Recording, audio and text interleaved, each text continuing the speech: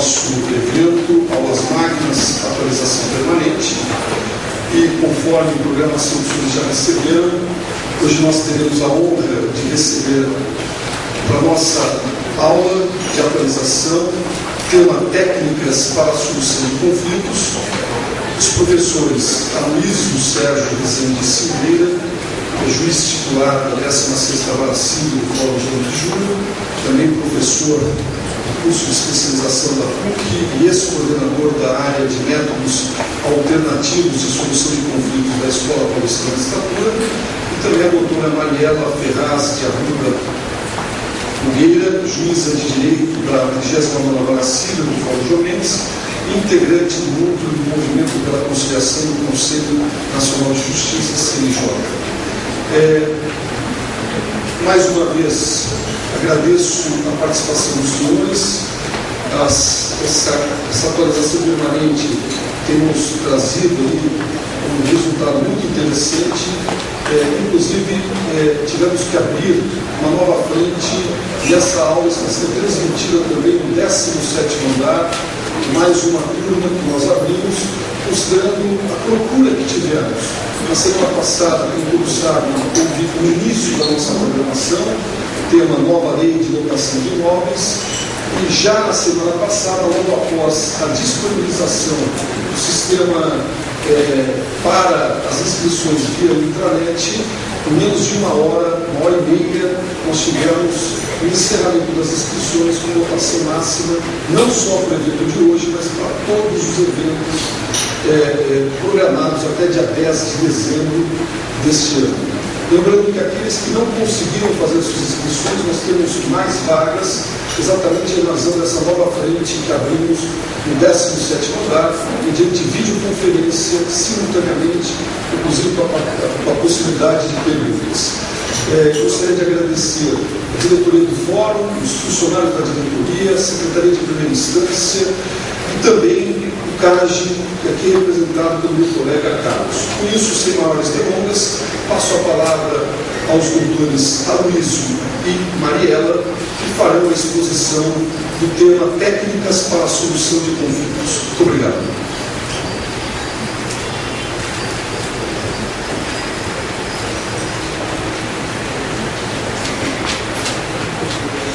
Bom dia a todos. Eu gostaria que, depois, na fase das perguntas, vocês me chamassem apenas por Aloysio, tá? Dentro do contexto nosso aqui do tema, é muito importante lidar com o tema da comunicação. E quanto mais a comunicação for direta, quanto mais ela for precisa, específica, nós estabelecemos uma relação aqui muito mais verdadeira e muito mais dinâmica. Então, a proposta da aula nossa, combinei aqui com a professora Mariela, nós vamos conversar e vamos interagir, não vamos ficar aqui sentadinho não. Eu estou sentadinho aqui só para fazer o primeiro registro. Eu queria deixar registrado aqui, de público, o agradecimento ao Gilson como pessoa, Gilson, pelo que ele fez, tá? Eu lembro de uma pequena conversa que tivemos na hora do almoço. Eu reclamava, ele também reclamava, olha, aqui o prédio está tão bonito, isso aqui é tão grande, as pessoas estão desmotivadas, está todo mundo com um sentimento muito ruim de desânimo, de desprestígio, e esse sentimento não pode ser anacrônico aqui, né? Eu costumo brincar com os colegas que me conhecem aqui, usando um bordão até, usando errado, né? A conjugação do verbo, eu falo assim: a gente somos o João Mendes. Né? Esse cordão é justamente para dar a ideia do que isso aqui representa para nós. Mais do que ser o maior fórum da América Latina, mais do que ser qualquer outra coisa, é o local onde a gente trabalha e tem o nosso fórum. Se isso é uma verdade, então nós precisamos estabelecer, no mínimo, um ambiente mais agradável possível. As pessoas ficam 8, 10 horas aqui. Né? Eu não concebo que fosse diferente. Né? Então, onde eu passo, onde eu passei na carreira, eu plantei muitos amigos. Tá? É essa a minha ideia, plantar amigos. É a ideia bastante clara e objetiva. Então, nesse primeiro momento, eu quero deixar registrado esse empenho do Gilson, que eles possuem em menos de uma semana isso que está aqui, que foi encampado pelo Tribunal de Justiça, pela Corregedoria, da Presidência da Corregedoria, e fundamentalmente nós tivemos o apoio aqui do CAD, tá? Eu queria deixar aqui bem registrado isso. O Carlos Fantatini, colega que eu admiro bastante, está representando aqui o CAD. O CAD é algo que tem que ser a voz dos nossos colegas aqui. Tem que ser sempre passado pelo CAD. Então, acho que é muito importante deixar isso registrado. Isso é um sonho que eu estou realizando hoje. A Mariana falou que sonhou até com essa palestra. Então, vocês têm uma ideia do que a gente fica ansioso. Esse é um sonho que eu guardo desde que eu era juiz auxiliar aqui do Juiz. E não vou fazer aqui nenhuma prestação de contas, não vou chorar minhas mágoas, nada. Mas eu achava inadmissível que as pessoas nos conhecessem no prédio deles. Então eu saía dos corredores e passava e conversava com todo mundo, porque é isso que faz da vida o sentido da humanidade das relações. E como é que o juiz vai julgar se ele não conhece as pessoas, se ele não conhece a reação das pessoas? A mesma coisa dos funcionários, saber os nomes, saber a história de vida. Gente, tem gente que aqui, acho que virou patrimônio do tribunal, está lá na plaquinha, sabe, das costas da pessoa, está lá o número lá, né, patrimônio. Então eu queria deixar de público esse registro. Meu agradecimento, eu estou realizando um sonho aqui e eu quero concretizar esse sonho aqui ao lado da Mariela. A proposta da aula vai ser justamente essa. Nós vamos aqui ficar de pé. Eu já vou pedir licença, vou tirar o paletó para a gente procurar falar um pouquinho do que é essas técnicas de negociação partindo da comunicação.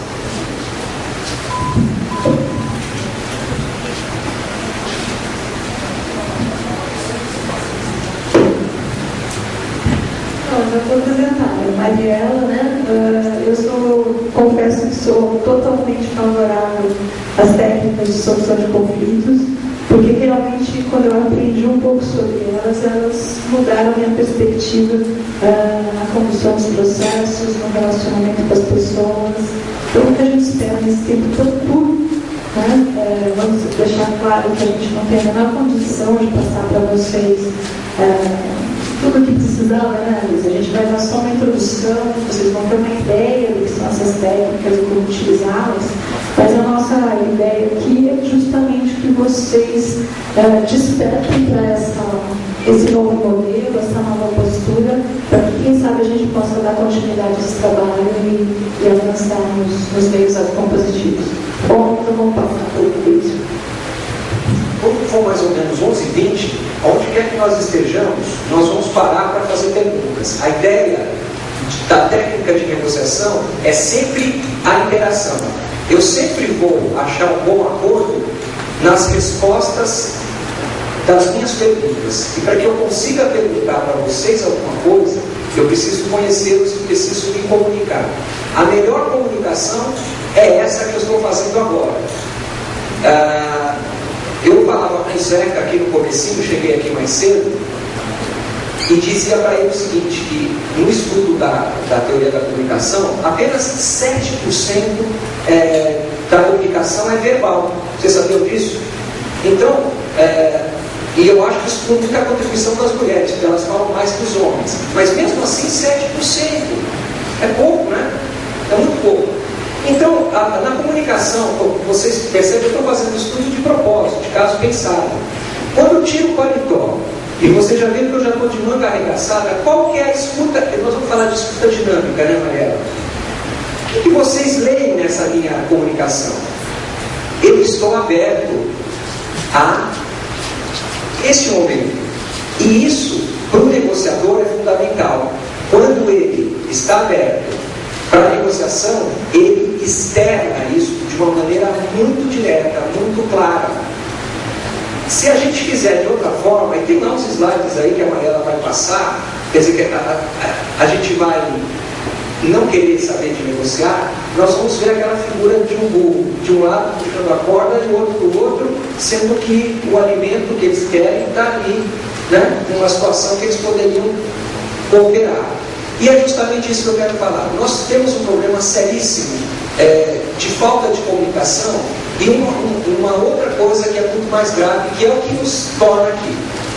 Desde 1988, com a Constituição, começou a acontecer um fenômeno chamado judicialização dos conflitos. Então, qualquer conflito está entrando aqui no Poder Judiciário. Então, é como se a sociedade quisesse entrar dentro de um poder estatal. E a gente sabe, estudando teoria do Estado, qual que é a finalidade do Estado, dos poderes, que não dá conta. Tá? Não dá. Essa conta não fecha. Então, o que acontece? A sociedade precisa dar um passo adiante. Precisa melhorar na questão de como solucionar os seus conflitos comezinhos. Porque todos os conflitos que estão aqui são conflitos comezinhos. É uma relação contratual que não deu certo, que está o cumprimento lá, travou por algum problema de inadimplemento, por um descumprimento qualquer, as relações de família também são muito sensíveis, e qualquer outro tipo de relação jurídica. Tá? Então, com a judicialização dos conflitos, o que aconteceu? Nós tomamos um susto. De repente as demandas explodiram. E por mais que nós tentássemos criar um acesso, quer dizer, o princípio do acesso à justiça, ótimo, todo mundo entra rápido. Vamos lá no distribuidor, você entra com a petição inicial lá, você já tem lá a hora, o local e até na mesma hora para quem foi distribuído. Que bom, né? O problema não é esse. O problema, eu vou até parafrasear aqui o colega Roberto Portugal Bacelar, né, Mariela? Vem pra cá. Senão não dá para conversar. Ele dizia que o problema do acesso está resolvido. E para sair? Como é que nós vamos sair do judiciário? Como é que nós vamos fazer? Mariela, me responde isso aqui. Não, a gente troca aqui com o microfone. Como que nós vamos solucionar isso? Entrou aqui, ótimo, o distribuidor está no mesmo dia, vai para o doutor Aloysio, 16ª Vara Civil, uma ação de despejo para o pagamento e tal. E aí eu lembro muito que o Gilson falava da juntada, demora tanto tempo para juntar uma petição, demora tanto tempo para publicar, demora tanto tempo. Pronto. A gente viu que não sai tão fácil assim. Então é esse a nossa necessidade de extrair técnicas de outras áreas de uma forma multidisciplinar para dar solução ao nosso serviço aqui. Tá? Porque a maioria dos conflitos são solucionados por formas autocompositivas. O ordenamento jurídico nosso prevê, ao lado da solução heterocompositiva, a solução autocompositiva. Coloca como dever do magistrado conciliar as partes a qualquer tempo, chamar as partes para serem interrogadas. Não é? Então, há uma necessidade de mudar esse paradigma. Então, eu passo para a Mariana para tentar trocar uma ideia comigo. Como a gente faz para sair? Entrar, eu já sei como faz para entrar. Eu entro por um problema qualquer, reclamei, entrei no judiciário. Como é que a gente faz para sair?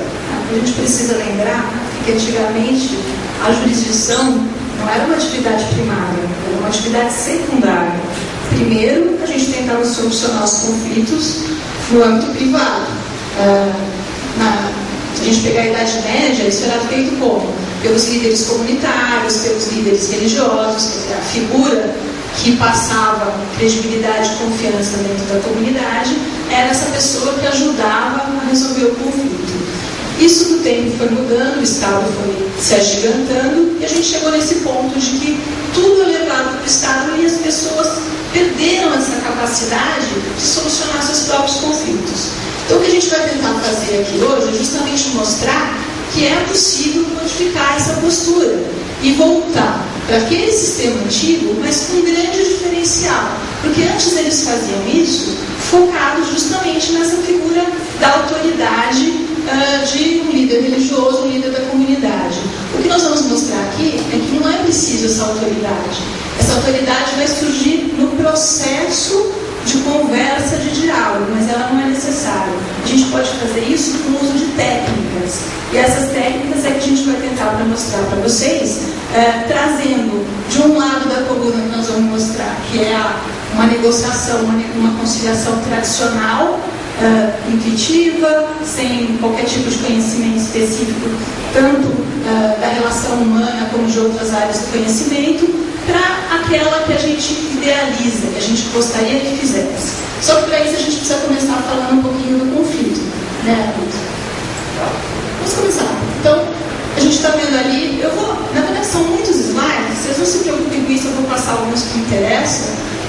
e depois, quem quiser, eu disponibilizo o material, não tem problema nenhum.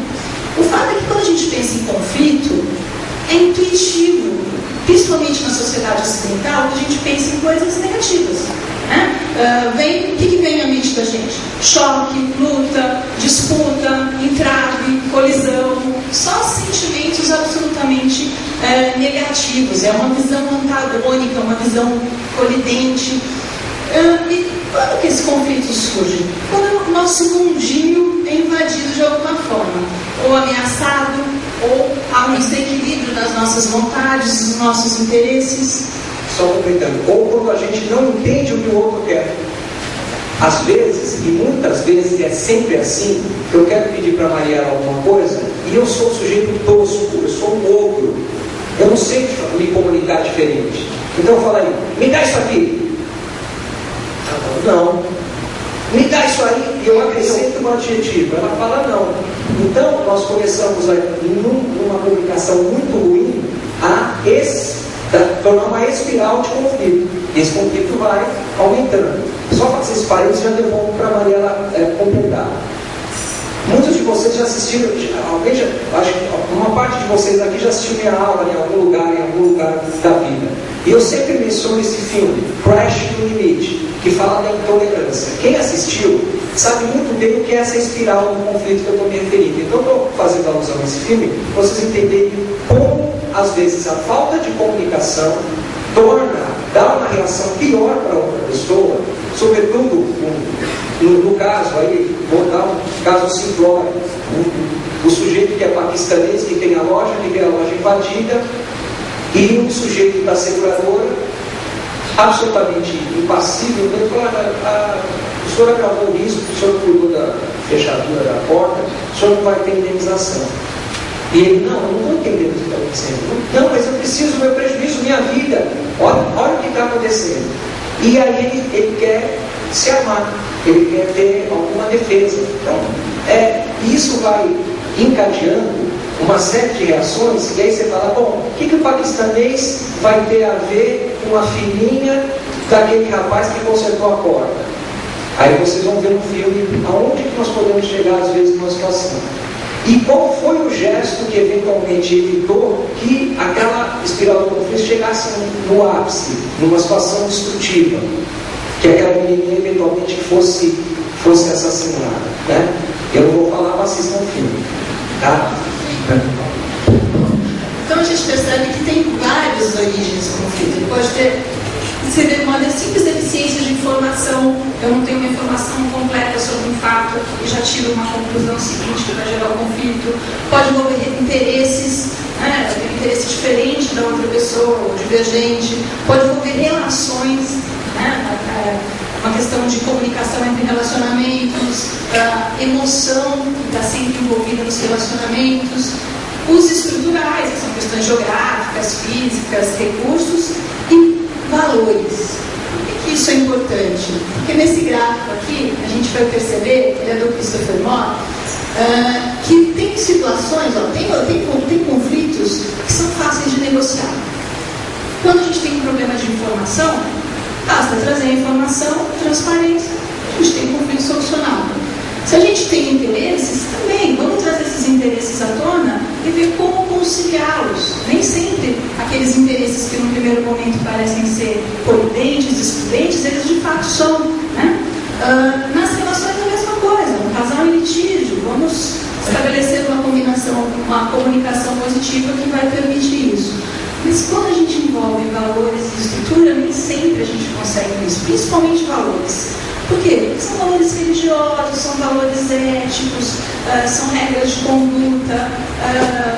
Tenho certeza que quem não foi juiz de família aqui já deve ter passado por alguma situação onde a pessoa não queria separação porque a religião não permitia. Então, na verdade, não havia nada para se dispor na separação, guarda de filhos em ordem, visitas em ordem, não tinha problema de pensão. Não tinha por causa da separação sexual. Por quê? Porque a pessoa não aceitava, a religião dela não permitia. Então, a única forma dela se submeter àquilo era por imposição. Então, é importante a gente perceber o que é passível de negociação e o que não é. Então, qual é a nossa primeira dica para vocês? se vocês já sabem que tem assuntos que você não pode trazer à mesa para negociar, nem sequer cogitem, porque senão o cálculo desanda. Isso aí começou já mal, tá? Então, isso é muito importante, vocês terem ideia do que vocês podem, quais assuntos que vocês podem lidar. E aí eu já vou pegar o gancho para dizer um dos primeiros princípios da negociação, que é assim: você precisa ser duro com o problema e não com as pessoas, tá? Esses valores negociáveis são intangíveis, tá? São direitos de personalidade, estão incorporados. Você não vai de jeito nenhum por aí. E você tem que ser específico naquele ponto e duro e objetivo.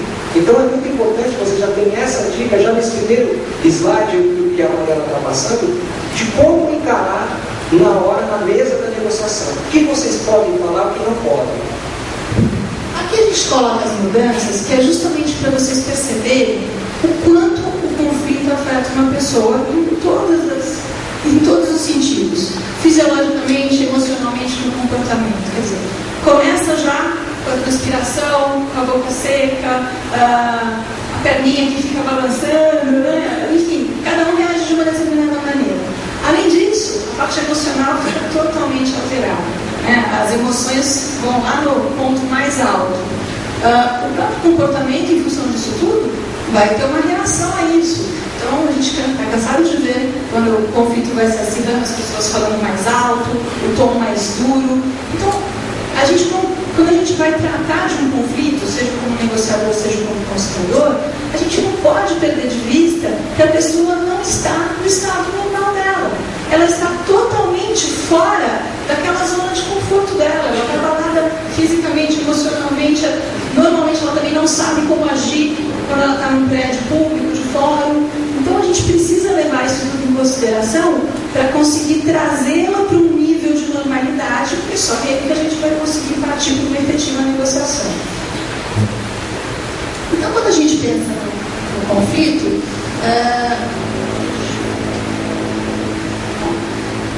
esse é um modo normal de enxergar um conflito, né? Quando a gente está diante de um conflito, o nosso primeiro instinto é de atribuir culpa a alguém, né? Se eu estou em conflito, alguém é culpado por isso, e certamente não sou eu. A gente sempre tem essa atuação imediata de atribuir culpa. Isso naturalmente envolve julgamento. Então aí a gente entra naquele processo, né? Atribuo culpa, acho um responsável, vou fazer um julgamento, e para eu julgar eu preciso analisar o que ficou para trás. Quando a gente vai julgar, mas a gente faz, vamos reconstituir os fatos para a gente chegar no resultado de quem está certo e quem está errado. Então a nossa visão ela é totalmente retrospectiva. A gente está focado no que aconteceu, no que já se passou. E isso faz com que as pessoas, quando estão envolvidas nesse conflito, elas polarizem, elas tomem lado. A gente passa a ter lados, posições, alguém contra alguém, né? Essa é a primeira situação diante de um conflito. Fica à vontade, viu? Então, o que é importante, então, é, dentro do conflito, a primeira premissa, o conflito não é algo ruim, o conflito é algo positivo, é um fenômeno que acontece nas relações humanas, justamente para que nós possamos extrair desse conflito algo melhor. A gente não pode ficar nesse modelo adversarial. O negociador tem que saber que ele tem que despolarizar, ele tem que atuar de tal forma a despolarizar. O que é importante, pegando um pouquinho ali atrás, é qual é a nossa função aqui como servidores públicos, servidores daqueles consumidores do judiciário que o juiz falou no começo da palestra dele. Nós precisamos acolhê-los. Acolhimento vai significar exatamente isso. A gente vai ver uma pessoa que está esperando numa fila, que está esperando muito tempo para ser atendida, ou ela está na pontinha da cadeira, ou ela está segurando a mão, ela está reagindo assim. Nós precisamos acolhê-la, trazer, como a Mariela disse, para um mínimo de normalidade para que ela se sinta à vontade. Ninguém, em sã consciência, vai fazer qualquer acordo se estiver muito tenso. Porque isso vai ser coação ou vai ser capitulação. A pessoa se rende e fala, não, eu assino o que for, quero ir embora, estou desesperado, tchau. Não é isso. Então, a ideia da técnica é passar essa ideia do modelo adversarial para o modelo consensual. Então, a Luísa já tocou, né? Na verdade, a gente precisa encarar o conflito de uma nova forma. Essa forma é de um conflito como fonte de crescimento. Os orientais já faziam isso há muito tempo, ainda fazem, né? Mas na cultura ocidental a gente não tem essa percepção. O Martin Deutsch, ele é um americano que, apesar do nome do alemão, ele tem um livro muito interessante sobre processos construtivos de resolução de disputas. Ele traz todo um mecanismo para justamente você conseguir transformar tudo aquilo que era negativo num processo positivo, num processo de construção que vai permitir a harmonização das pessoas, crescimento. É uma nova postura de lidar com o conflito. E nessa questão que o Aloysio estava falando do acolhimento, a gente vai ver mais para frente, isso é uma técnica também, uma técnica que chama de normalização, que é justamente o conciliador, o negociador, conseguir trazer a parte dessa situação anormal de desassossego, de incômodo, para uma situação de normalidade. Bom, aí se a gente está falando de uma nova postura, uma nova ética, se a gente não quer mais falar em postura adversarial, a gente tem que levar em consideração a diversidade. A gente tem que perceber, muito desse exemplo do Piero Calamandrei, que ele simplesmente pega uma coisa óbvia. Ele pega dois pintores com exatamente os mesmos materiais, mesmo tipo de tela, mesmo tipo de tinta, a mesma paisagem, o mesmo horário. Deixa os dois lá e volta dali a meia hora. As telas são totalmente diferentes. Ou seja, o que isso quer dizer? Algum deles está mentindo? Inventou a paisagem? Claro que não, né? Então, justamente a gente precisa ter essa percepção de que as verdades, elas são relativas. Cada um vai ter uma percepção diferente do mesmo objeto. Tem uma brincadeirinha aqui que eu vou passar para vocês, que é o seguinte. É uma figura de uma mulher. Cada um enxerga situações diferentes, né? Bom, acho que eu já vou falar, né? Porque a interação ficou para o final. A ideia é que vocês vissem, tentassem descobrir o que vocês estão vendo. Alguém enxerga uma moça? E alguém enxerga uma velha? Quem não enxerga os dois?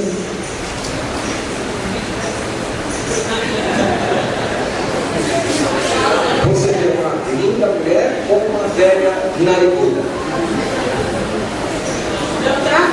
Percebe? Viu a narigudona? Vocês viram?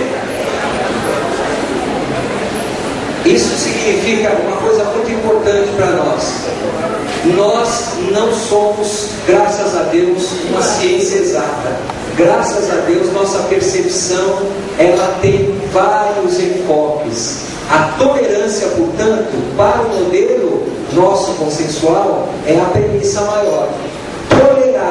Tolerar as diferenças. Eu posso ver um acidente de trânsito, eu posso ver um conflito familiar de uma forma, dependendo do meu histórico, da minha carga cognitiva, tá? E da minha percepção de estar distraído ou não. E isso é fundamental na atuação de um conciliador, de um negociador e nós, nas relações nossas banais. Eu quero deixar registrado isso. Essas técnicas de negociação vocês já podem fazer agora, da unha encravada até qualquer situação complexa. Principalmente para vocês lidarem em casa. Quantas vezes o conflito começa entre o marido e a mulher, né? A criança e o pai, a mãe, né? Quando você começa a falar tá bom, depois a gente conversa, né? Então, eu acho que é muito importante deixar isso registrado. Como a nossa percepção é falha ou inexata, ou porque há diferença. Nós somos diferentes também nas semelhanças. Isso é muito importante.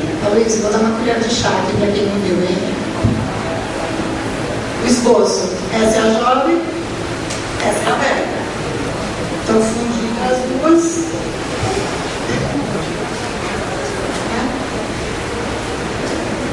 Olha o outro mais complicado.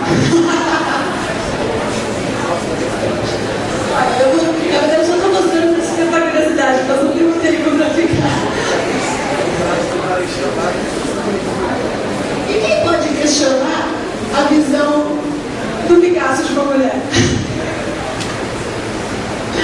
Então é importante a gente não perder de vista que as pessoas enxergam as coisas de maneiras diferentes, ainda que a coisa seja exatamente a mesma. Outra questão dentro dessa nova ética é justamente a questão da alteridade. A gente precisa mudar a postura, a gente precisa começar a se colocar no lugar do outro para a gente conseguir entender e compreender essas diferenças e, mais do que compreender, administrá-las. Eu gosto muito dessa historinha dos índios navarros, que é ótima, que é o seguinte, havia uma tradição indígena que era assim, sempre que surgia um conflito, as pessoas eram levadas ao chefe, ao cacique lá dos índios, da tribo. E o que ele fazia? Ele fazia as pessoas tirarem os sapatos e trocarem, colocar o sapato do outro. E daí mandava elas embora. Vai para tua casa, vai dormir, volta amanhã. Então, o que ele voltava no outro dia? Eles voltavam com a sensação de que era estar na posição do outro. E com isso, segundo eles acabavam resolvendo os conflitos. Então, essa figurinha é exatamente isso que a gente tem que fazer, se colocar no lugar do outro. E me permite então já dar uma dica na técnica de negociação. O negociador ele precisa entender, identificar esses interesses das partes, só que ele não pode ficar muito acomodado, porque se ele também entende o outro que está se lamentando e tem outro, ele não vai chegar a lugar nenhum. Então ele, como negociador, precisa entender e identificar quais são esses interesses, saber que ele também tem uma visão que nem sempre vai ser aquela que as próprias partes estão vendo, inclusive na perspectiva delas, e tentar, por isso, ter aquele chamado enfoque prospectivo. O que é enfoque prospectivo? Não prospectivo. Olhar para o futuro. Olhar dali para frente o que pode ser resolvido dentro dessa mudança, na construção desse modelo consensual.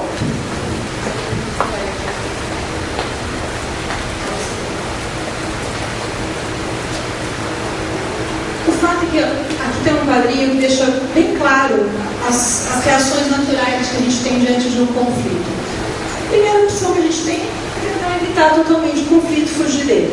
A zona neutra é a zona que não nos causa nenhum desconforto. A outra possibilidade que a gente tem é a acomodação. O que isso significa? Que a gente está se submetendo àquilo que o outro quer. Eu não quero brigar com ele, então eu aceito o que ele fala e me submeto a isso.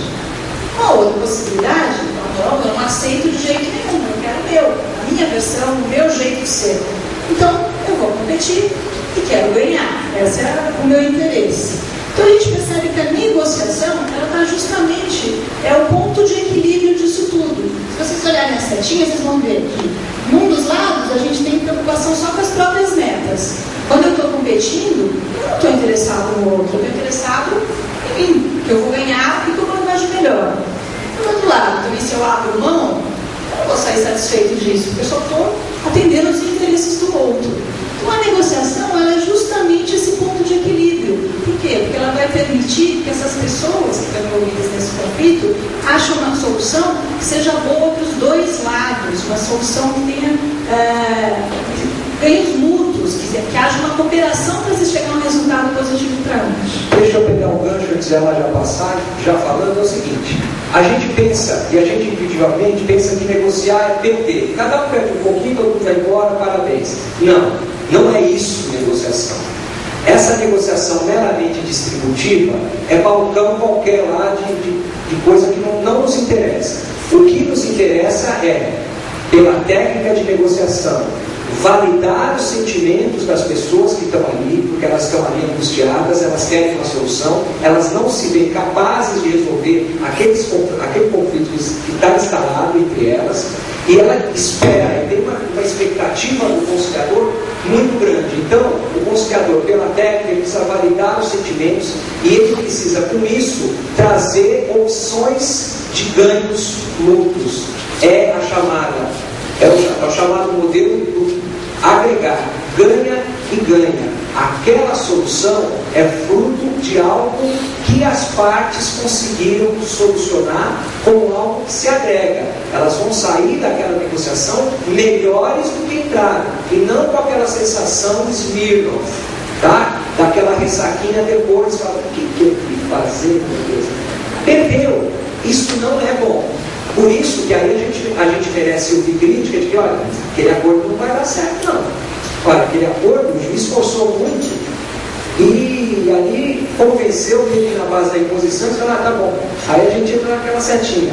Um aceitou, o outro acomodou, o outro falou, tá bom, todo mundo saiu correndo da sala do juiz. Tá? Então, é isso que não se quer. A técnica quer achar esse modelo, achar essa equação, essa solução do ganha-ganha, do ganho mútuo. Isso, na verdade, esse novo tipo de negociação surgiu em Harvard, a partir da década de 1970, e é o que a gente chama de negociação com base em interesses. Então, a gente tem a negociação posicional, que é essa que a gente estava acostumado, competitiva, sempre tem um vencedor e um perdedor, que há uma posição de conflito, de confronto, e que tem essa polarização, né? Ou seja, uma preocupação de partes, de lados. A gente tem que, o nosso trabalho aqui é justamente conseguir ir para outra coluna, é fazer essa negociação com base em interesses, que é com colaboração, não tem ganhadores e perdedores, os dois lados são vencedores, não há conflito, porque a coisa se desenvolve de uma maneira amistosa, as soluções são tratadas de uma maneira conjunta, com interdependência, e consequentemente a gente não tem parte, a gente tem pessoas interessadas em achar uma solução de conflito.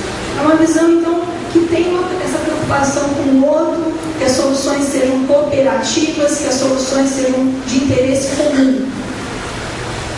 Vou pular isso aqui, gente, porque a gente... Esse aqui é o típico, o Luiz estava falando, é o típico exemplo de uma negociação posicional. Os dois querem se alimentar. Então eles estimam agora. Qualquer semelhança com seres humanos é Ainda bem que colocaram o burrinho, né? Aí, eles não conseguiram, eles estimam mais. Cada um do seu lado, cada um defendendo o seu. Aí o que acontece? Nada. Eles vão parar os dois no meio porque agora estimou de um. Aí, diante disso, a gente tem duas possibilidades. Ou um ganha, ou o outro ganha. Então, esse é exatamente o modelo da negociação que a gente estava acostumado a ver. Que alguém tem que ganhar e perder, a gente tenta barganhar e acaba não achando uma solução que seja adequada para os dois lados. Então, o que a gente tem que fazer é justamente mudar essa perspectiva. Nosso trabalho é chegar na coluna de cá. Em vez de ganhar e perder, vamos ganhar. A satisfação não é mais isolada, ela é comum, ela é coletiva, recíproca. Quando a gente tem uma solução adequada para um conflito, a relação não se rompe, né? As pessoas saem satisfeitas daquilo e é uma tendência de manutenção do relacionamento. Por quê? Porque ele terminou de uma forma satisfatória. Isso não acontece quando a gente está ganhando e perdendo. Quem perdeu, mesmo que seja sob a forma do ceder, vai chegar um momento que ele vai ficar com aquela perguntinha, né, o grilinho falante, mas eu podia ter feito diferente, não foi legal comigo, ele me sacaneou. Então, quer dizer, esse relacionamento, ele está fadado ao insucesso no futuro. E o que é muito legal é que quando a gente começa a trabalhar com esse modelo de cooperação, a gente foge do óbvio, a gente passa a ter soluções que são criativas, porque não preciso mais ser só tudo A, tudo B. Eu posso achar uma gama enorme de variedade de soluções que vão justamente atender esses interesses comuns. Aí, vocês já estão indagando. Mariela e Alísio, vocês estão no planeta Marte, vocês estão em outro lugar, não estão no Fórum João Mendes, onde as coisas, o bicho pega aqui, que a coisa é de lascar. Então vamos lá, falando com o juiz do João Mendes, com a experiência que a gente tem. O que é importante nessa hora a gente identificar? A maioria das relações, eu como juiz civil, vejo as relações negociais continuadas. Não aquela relação acidental, acidente de veículo, que às vezes a gente pega. Esse a gente dá um outro tratamento que a gente precisa ter na técnica para as pessoas se conhecerem, estabelecer comunicação, tentar achar uma opção de ganho mútuo e as partes chegarem a uma solução compositiva. Mas o que isso está envolvido juridicamente? É o princípio da boa-fé objetiva, que ninguém sabe para que serve, mas serve para tudo. Boa-fé objetiva é cooperação. Um negócio jurídico de natureza continuada, o que ele vai sugerir? Ele vai sugerir que no meio do caminho vários acidentes vão acontecer. A gente chama de inadimplemento, de infração contratual, e a gente pode então solucionar esses pedaços das relações contratuais com essa técnica. Por quê? Se os interessados, os contratantes, são pessoas conhecidas, você já tem um ponto em comum. Se elas querem continuar a relação jurídica, melhorou. Se elas estão verificando lá no outro universo, nós vamos falar lá da melhor alternativa sem apoio lá para frente, e eles percebem que não existe uma solução melhor que não seja realmente vir à mesa e negociar para tentar repactuar inovação, transação, um termo que se dê aquele impasse contratual, isso é possível. E a gente percebe, os colegas vão ter que dar o braço para você, que as nossas sentenças, no que tange a questão de solucionar essas questões contratuais, são as piores possíveis. Porque as partes vão ler e vão falar assim, não era nada disso que eu queria. Isso aqui vai me atrapalhar o futuro negócio, isso aqui eu estou rompendo com a relação da outra empresa, ainda tem interesse de manter contato com ele em outra área, e isso, só um modelo desse é que vai poder então agregar para as partes, trazer à tona pelo negociador algo que eles perderam lá atrás. E que às vezes, numa sessão simples, isso é possível acontecer. Às vezes o próprio magistrado, propiciando as partes conversarem, restabelecerem o ponto onde a coisa não deu, restaurar, unir os pedaços, que é mais uma função aí desse negociador conciliador. Então aquela pergunta de como fazer isso, né? Como transformar esses ideais todos em realidade, está aqui, olha, a gente tem que usar técnicas e já nós vamos chegar nelas. Que é justamente para que a gente transforme esse processo que era destrutivo num processo construtivo, onde as pessoas, o condutor do processo vai ajudar as partes a conseguir essa mudança de perspectiva, encarar o conflito de uma maneira positiva, buscando uma solução cooperativa e sempre com esse enfoque no futuro. Não interessa mais o passado. O passado a gente não pode mudar. Então, o que adianta ficar achando quem está certo e está errado? Vamos achar quais são as formas de solução daqui para frente. Que opções a gente tem a partir desse fato já consumado. Então, é essa visão prospectiva que vai ser adotada.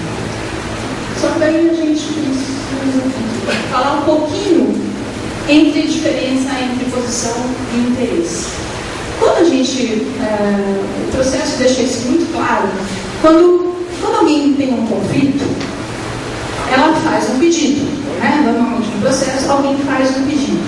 Esse pedido é o que ela diz que ela quer, né? É o que ela afirma que ela quer. Às vezes isso é só uma estratégia de advogado, né? Ele sabe que a jurisprudência considera que para aquelas situações o dano moral costuma ser arbitrado entre 30 e 40 salários mínimos. O que ele faz? Ele pede 80. Por quê? Porque ele pode barganhar e talvez chegar nos 30 a 40. Então aquilo ele mostra qual é a posição dele. Mas por trás daquilo tem interesses, né? Aquilo que realmente se deseja, a motivação da pessoa a formular o pedido e a externar essa posição. Esse é o trabalho difícil do conciliador e do negociador. Aí entra a técnica. Você recebe as pessoas numa sessão de conciliação, você é o negociador, você primeiro acolhe as pessoas, recepciona, sejam bem-vindos, tal, se apresenta, meu nome é fulano de tal, eu sou negociador, a minha ideia aqui é tentar facilitar vocês por intermédio de uma conversa para a gente chegar no bom tempo. E aí o que acontece? Nessa apresentação, ele estabelece as regras para dizer, olha, essa sessão durará exatos 10 minutos. Nesses 10 minutos, o senhor A, o senhor B terão cada qual 2, 3 minutos para dizer o que eles querem. Quando eles fazem isso, a técnica já está dizendo o seguinte: eu já não quero saber da posição, eu quero saber o que você quer. O que você quer está ali no interesse. Muitas vezes, numa ação de alimentos, a mulher está tão magoada que ela vai usando sistematicamente o filho para agredir o marido. Esse é o interesse dela, não é a pensão. E a gente às vezes não entende que, às vezes, chegar e validar o sentimento daquela mulher, a gente está fazendo um grande esforço para prevenir futuras demandas do tipo: e vou externar aqui, simular, senhora ou Maria, eu entendo muito o seu sentimento de mágoa, do que a senhora está sentindo aqui. Eu percebo que o José magoou muito a senhora. Pronto, você já trouxe ela para você. Você está dizendo na sua comunicação, na sua escuta dinâmica, eu sei isso que a senhora está fazendo. E com isso você traz o outro dizendo, e eu gostaria de saber também do seu José o que ele quer. E você faz uma técnica do resumo. E resume assim, eu posso entender tanto que vocês querem resolver primeiro esse problema? Aí eu dizer assim, pronto, já firmei um compromisso parcial e eu já estou dando um passo muito importante naquele acordo. E eu avancei muito, não avancei? Primeiro, eu guardei o sentimento de uma pessoa que não estava sendo ouvida.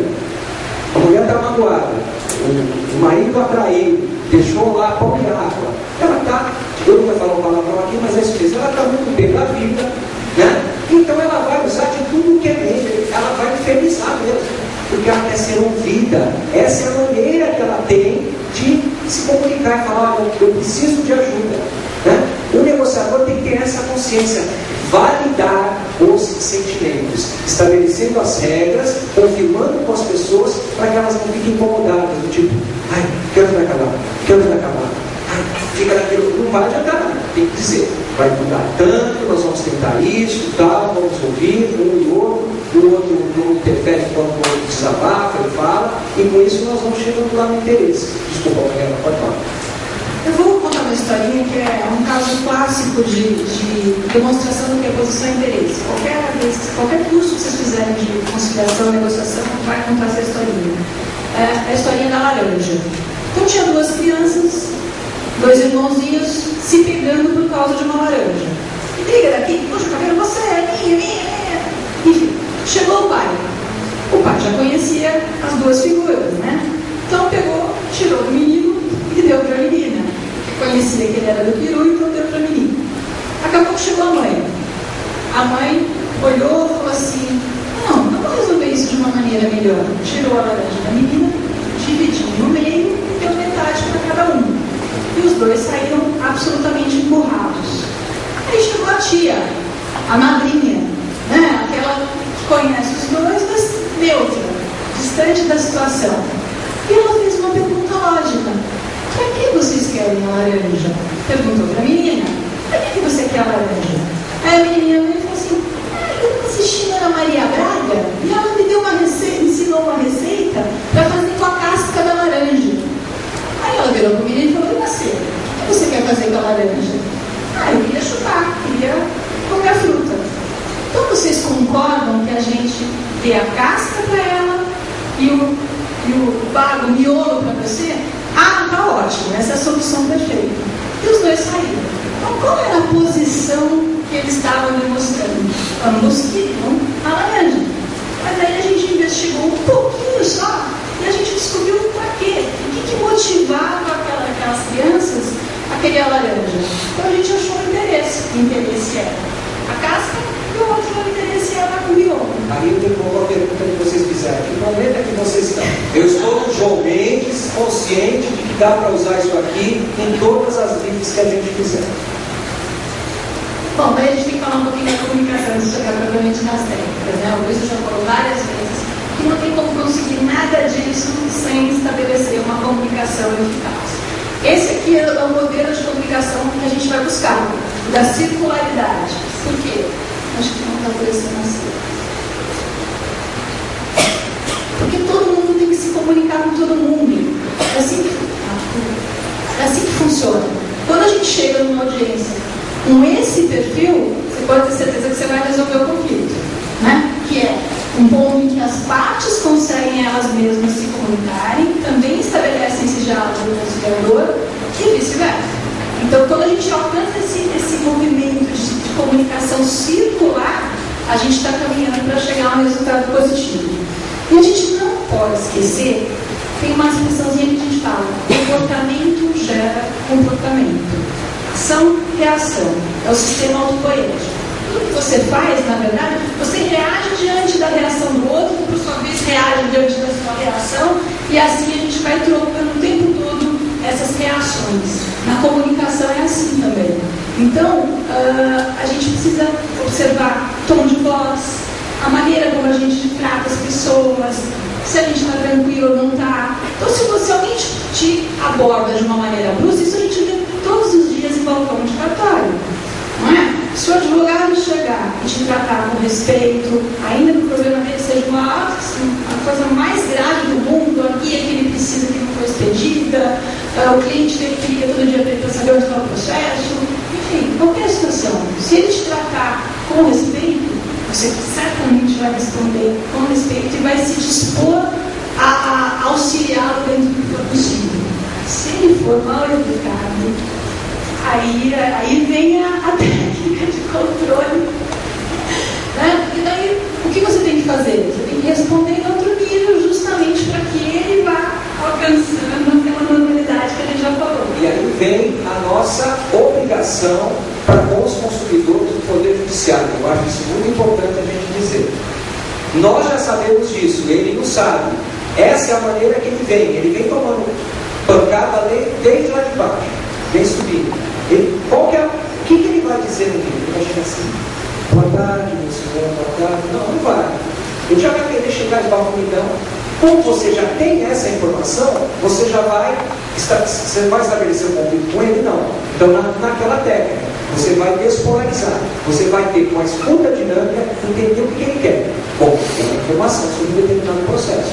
Então, você tem que ter aquela habilidade, aquela sensibilidade que fala assim: já vou atender, ou o senhor aguarde, vai demorar tanto. É importante dar a informação para o começo, meio e fim. O senhor pode aguardar, vai demorar tanto tempo para o senhor ser atendido. O senhor espera, sempre devolva uma pergunta. Porque ele fala, não espera, ele já foi embora. Espera. Então você tem que cumprir aquilo que você fez. Você despolarizou o conflito e não ficou falando, o que você quer? O que você quer? Isso não é comportamento normal. Ou pior, né? Deixa de castigo ali, ou dá uma resposta ruim, porque vocês estão colaborando, igual naquele filme Crash no Limite, a gerar uma espiral que não vai terminar nunca. É da intolerância. Então a gente precisa ter a consciência, ter a técnica, não precisa ter muita habilidade não. Técnica, bom, eu sei que aquele sujeito já está desequilibrado, ele deve estar pressionado, deve estar realmente precisando de muita daquela informação, porque ele precisa atender ao interesse dele. Então, nós precisamos simplesmente fazer uma pergunta básica. Pois não, o senhor aguarde 5 minutos, o senhor aguarde 2 minutos que eu vou atendê-lo. O senhor aguarda? O senhor aguarda? Sim ou não? É simples, porque se você faz isso, você diminui aquele... aqui eu vou até falar um pouquinho. O pessoal da psicologia usa o termo rapport.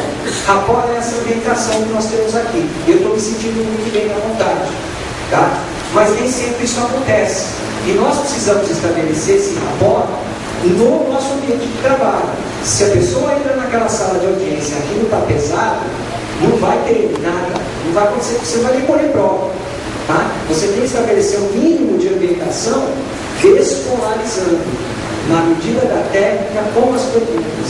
E respira fundo, a gente também veio lá em casa tomando butuada e metrô, ônibus, trem e tal, a gente está ruim. Vamos achar uma técnica de chegar aqui para a gente atender esse consumidor. Só para pegar um gancho da questão do rapport, o Roberto Portugal Bacelar conta uma história muito engraçada. Ele é um especialista em mediação, ele usa todas as técnicas com muita convicção. E um dia ele foi fazer uma audiência, chegou, olhou lá o processo, estava lá, Sebastião e João. Então, pegou, olhou aqui, não chatei muito. Quando ele levantou a cabeça, tinha 2 mulheres sentadas na mesa. Né? Aí ele pegou e falou assim, seu Sebastião, e olhou querendo descobrir, né, o que tinha acontecido. Não se tocou que uma daquelas pessoas era Sebastião. Bom, não precisa nem dizer, né, que o Sebastião costumava se chamar de Melody. Entrou num conflito total, num estresse geral, e não tinha mais condições de tentar buscar uma retomada, porque a pessoa se sentiu ofendida naquilo que era considerado essencial, o reconhecimento do fino dela. Então, isso é o rapport. Aí não tem rapport, ele simplesmente eliminou qualquer possibilidade de um diálogo útil nisso. E daí a gente fica ali contando, né? Qual é a alternativa diante disso, né? Porque não tinha chance dessa audiência sair com conciliação, né? Ele pegou, deu uma desculpinha esperta e disse: eu sou só um conciliador que vai fazer a abertura inicial, saiu da sala, chamou outro e deixou outra pessoa para seguir, porque você estava simplesmente trabalho perdido. Então, esse rapport é uma coisa que se estabelece assim de imediato. Alguns autores falam que é de 10 a 15 minutos. Na verdade, eu acho que é até muito menos. Né? Essa situação de identidade, tem horas que a gente tem de plano ou não. Então, isso é preciso um cuidado quando o conciliador, o negociador faz essa abordagem. Bom, e aí a gente vai começar a entrar nas técnicas para valer, né? Eu fiquei um pouco preocupado porque eu não combinei nada com a Mariana. Eu acho que até foi bom para a gente poder estabelecer uma dinâmica de como que as coisas vão fluindo naturalmente. Também não tenho tudo pronto, porque não existe tudo pronto, não existe isso. A gente lida com situações muito inesperadas, né? Então, eu fui permeando na fala da Mariela algumas coisas já das técnicas. Eu estou preocupado em passar para vocês pelo menos o mínimo dessa principiologia das técnicas de negociação que a gente aplica diariamente, às vezes intuitivamente, sem perceber. Vamos começar, né? O Luiz já falou aqui várias vezes da escuta ativa, ou como também é chamada, escuta dinâmica. O que é isso, essa escuta dinâmica? A primeira frase da minha define tudo: é escutar para ouvir, não para responder. A gente está ouvindo uma pessoa falar. Já viu alguma gente que tem escuta? Eu tenho isso às vezes também, escuta nervosa.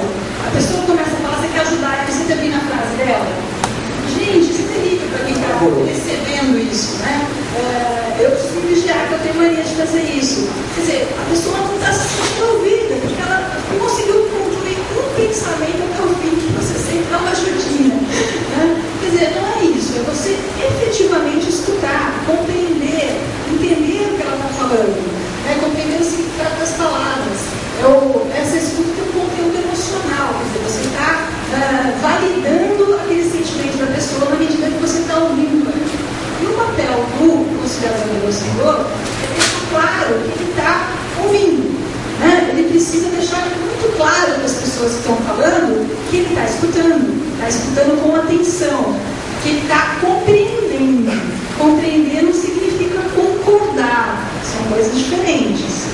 Né? Quando ele compreende, ele está simplesmente recebendo a informação e permitindo que ela se propague, porque ele vai repassar isso para outra pessoa. Portanto, quando vocês ouvirem o significa que ele não ouviu porcaria nenhuma. Ele está dizendo na resposta dele, nessa escuta dinâmica do outro, tipo, não quero saber de ouvir, não quero saber de nada, estou ocupado, por favor, vai embora. Isso é o que ele está dizendo no Então, se eventualmente vocês entenderem alguém no tentem mudar o discurso para ver se chama a atenção dele melhor. Porque o significa exatamente isso. Eu estou ocupado, eu não tenho tempo para te ouvir, por favor, seja breve. Tá? Nesse quadro todo, o pessoal diz o seguinte: quando você ouve, você já é na situação de confiança. Quando a pessoa se sente ouvida, independente do resultado daquilo, de você concordar ou não com o que ela está se manifestando, ela desenvolve um laço de confiança com você. Isso vai permitir um avanço no diálogo. A gente fala em intervenção, né? Intervenção com parcimônia, estou colocando aqui. É justamente isso, né? Não tem nada mais chato do que você está tentando expor uma coisa e ser interrompido.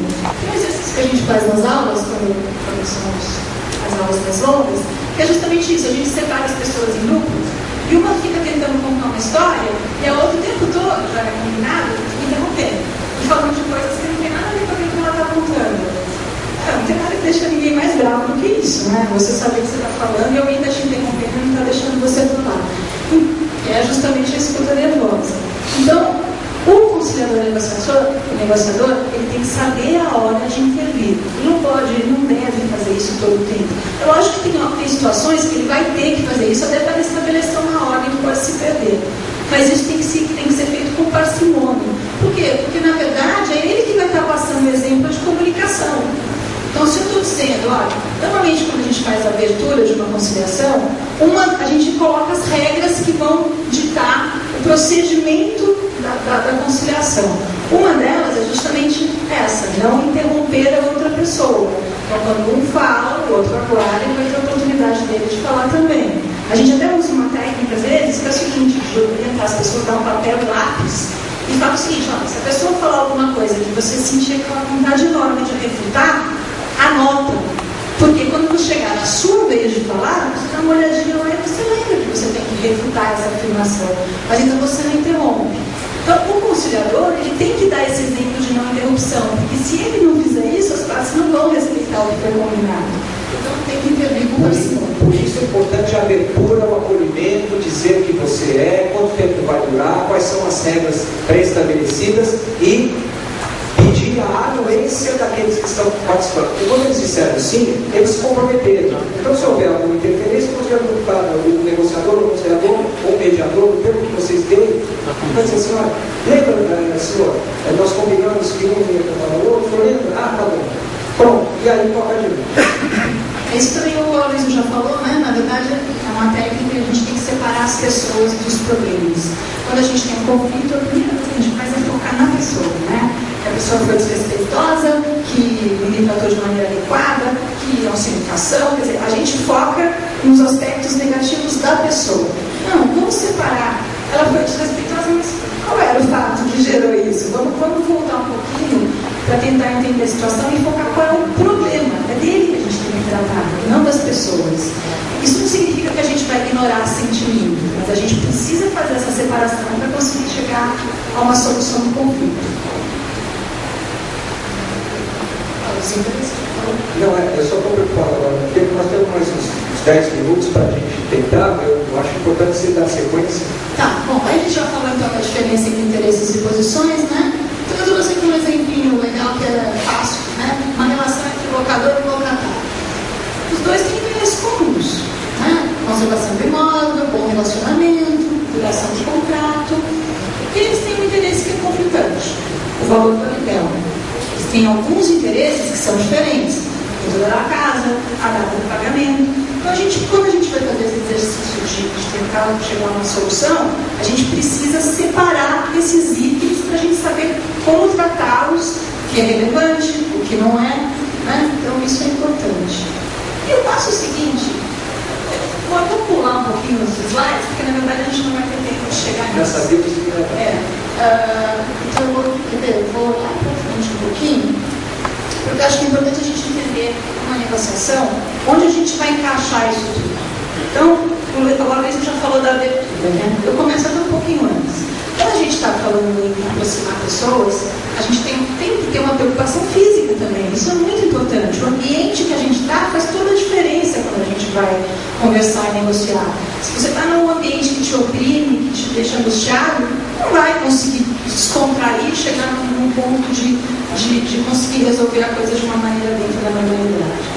Então, essa preparação de local, formato, aí a gente vê aquelas questões, né? A sala pintadinha de verde, tem um monte de estudos sobre as cores das salas de audiência, a questão da mesa redonda, né? Porque a gente conseguir chegar naquela comunicação circular, isso já é um indício, né? Do que a gente está preparando para as pessoas que estão na mesa, tudo isso é muito importante. Bom, então, entrou na sala, está tudo em ordem, vai começar a sessão.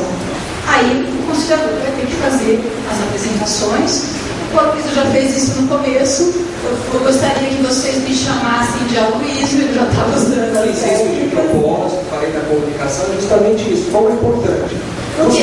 Imagina se eu estivesse aqui sentado e começasse a falar baixo, cabeça baixa, ó, hoje nós vamos falar sobre a comunicação, sobre a teoria do conflito.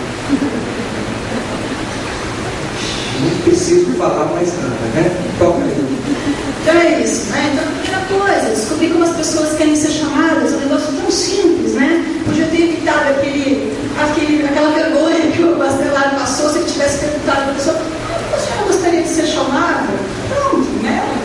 Já estava resolvido, né? Então, isso são coisas que vão fazendo a pessoa se sentir nesse ambiente acolhedor que o Aloysio já mencionou e ficando dentro da normalidade.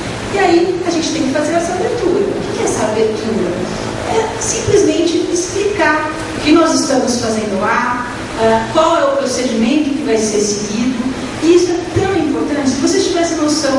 a diferença que faz numa conciliação quando você faz uma abertura bem feita. Porque se as pessoas chegam nervosas, os advogados com pressa normalmente, né, a maioria não gosta muito de conciliação, então já vai assim, pois não, tem acordo? Não tem acordo? Quanto que o senhor vai dar? Quanto que vai? Isso é a coisa pior e pavorosa do mundo. Você chegar com o conciliador e falar assim, tem acordo? É evidente que não. Eu gastei aqui quase uma hora para falar da comunicação, da escuta ativa. Se o negociador vê que as partes estão ali, o que elas querem? Ser ajudadas. Então, quando o conciliador fala, tem acordo? Pelo amor de Deus, né, gente? Né? Claro que não é assim que se começa qualquer sessão. E outra, o que ela vai responder? Ela vai responder na posição, o que ela quer, que ela formulou o que ela quer. Ela não vai falar do interesse dela que está lá atrás e que a gente precisa ainda descobrir. Então, essa abertura é justamente isso. Você vai dizer o que você está fazendo, qual é o procedimento que vai seguir, essa orientação de, olha, nós vamos, os dois vão ter a oportunidade de falar, primeiro fala um, depois fala o outro, dá essa dica para anotar, para não interromper, dá uma noção de tempo, isso é importante, para a própria pessoa saber, olha, nós temos um tempo a ser cumprido, não adianta ficar aqui 2 horas contando, nós não temos tempo para isso, a nossa audiência vai demorar 40 minutos, no máximo 1 hora. Dá uma noção até do próprio papel do advogado naquilo, aí é um bom momento para você valorizar a atuação do profissional naquele momento, ele ser trazido para o processo, né? Enfim, você está formando um contrato, onde você está dizendo quais vão ser as regras que vão ser seguidas nessa sessão. E aí a gente passa para a parte realmente decisiva. Importante o advogado. O advogado, ele é o primeiro conflito que você vai estabelecer. Ele vai se sentir excluído da sessão. Então, na abertura, você tem que falar. Eu quero também agradecer a presença dos advogados aqui, que muito contribuirão para essa sessão. E assim você também acolhe o advogado, porque ele está se sentindo excluído, ameaçado. Aquele negociador vai arrancar os meus honorários. Aquele negociador vai passar para as partes, para o meu cliente, que eu sou incompetente, que eu não consegui fazer acordo. Então ele não vai me pagar. Não é isso? Olha a escuta dinâmica. Então é importante na abertura você trazer e validar esse sentimento do advogado e falar para ele, olha, fica tranquilo, você é importante para essa atuação, para esclarecimento dos aspectos jurídicos da demanda e das consequências do que a gente pode usar. Tá? É importante falar isso. Os advogados são muito importantes porque eles colaboram com soluções criativas para a solução do conflito. Enfim, é importante então você trazer o advogado para ele também se sentir acolhido.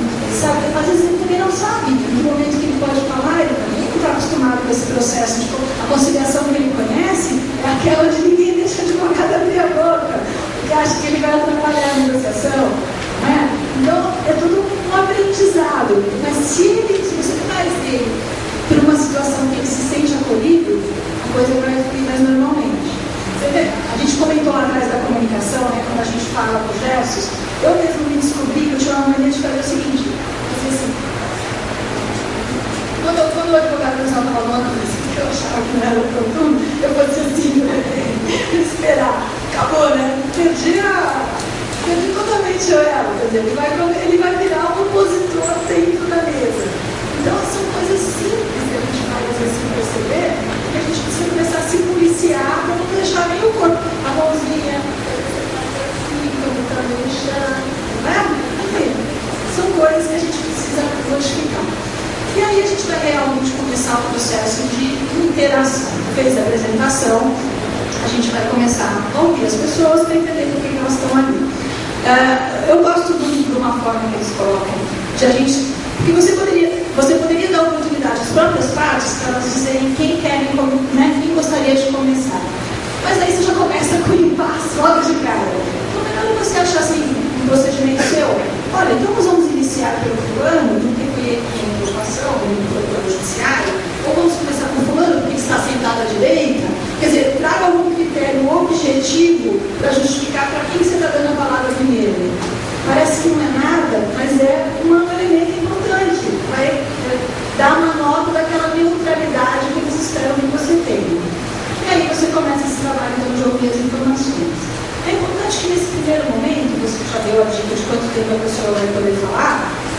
você realmente deixa ela falar. A primeira coisa é ela contar a história do ponto de vista dela. E uma coisa que a gente não deve fazer, acabei de comentar aqui, é dizer história. História significa versão. A gente não deve tratar dessa maneira. Mas não, você poderia começar nos contando o que ocorreu? Uma maneira neutra de colocar isso sem atribuição de culpa, de responsabilidade, senão você dá o gancho para ela já começar a debulhar a história. Ele fez isso. Então, você já coloca de uma maneira neutra e a pessoa começa a falar. Vai acontecer normal isso, embora a gente oriente, é quase impossível que a parte não interrompa. Isso vai acontecer muitas vezes. Só que daí você já fez o contrato. Então, a única coisa que você vai precisar fazer é, João, lembra daquilo que a gente falou lá no começo? Isso é para a pessoa que vai te falar. Volta a palavra para a pessoa. Uma pessoa falou, a outra pessoa falou, aí a gente vai usar a técnica que a Luísa já apresentou, que é a técnica do resumo, que é justamente você pegar aquilo que foi falado, recomenda-se que se faça isso depois que os dois falaram, justamente para você ter essa posição de distância, de neutralidade, e você vai recontar aquilo que eles falaram, só que com uma percepção muito mais neutra do que a que eles fizeram. Então, tudo que eles fizeram carregado de emoção, você vai trazer para um campo de informação neutra. Para que serve essa técnica de resumo? Justamente para permitir que as partes ouçam uma escuta diferente, já despida daquela emoção que às vezes compromete a escuta, e também para que elas entendam que você está entendendo, ou seja, para estabelecer essa compreensão dos fatos. É claro que o conciliador ele pode fazer perguntas depois que vai se estabelecer, depois que já fez as narrativas iniciais, vai se estabelecer uma comunicação de apuração dos fatos, não com aquele propósito de julgar, mas com propósito de esclarecimento mesmo. E nesses esclarecimentos, o conciliador vai fazendo perguntas que são orientadas para o futuro, para buscar soluções, não para achar os responsáveis. Mariana, deixa eu sugerir, nós vamos orientar aqui na hora. O que vocês acham de a gente abrir agora as perguntas e na medida que vocês forem perguntando, a gente vai tentando introduzir as técnicas aqui. Pode ser? Sim ou não? Então, estamos abertos a perguntas aqui.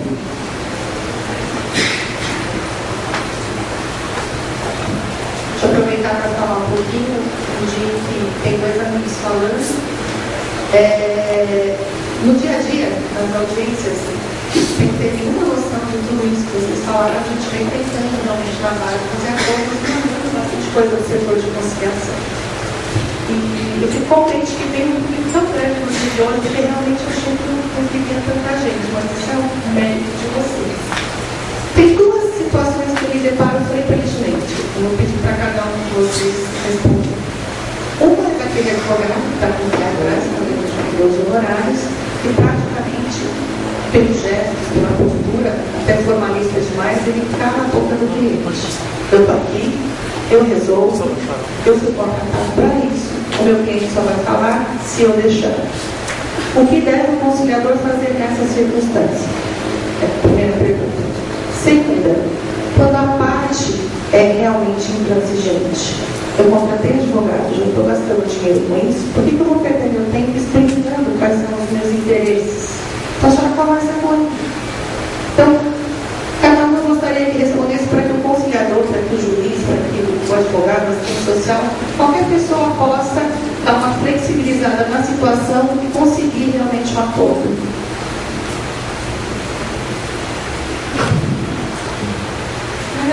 Na questão dos advogados, na verdade, isso é comum acontecer, mas quando você faz essa abertura, que já é uma coisa diferente do que eles esperam, porque eles esperam que eles entrem, sentem e vocês já comecem. Então, tem possibilidade de acordo? Isso é normal que se faz.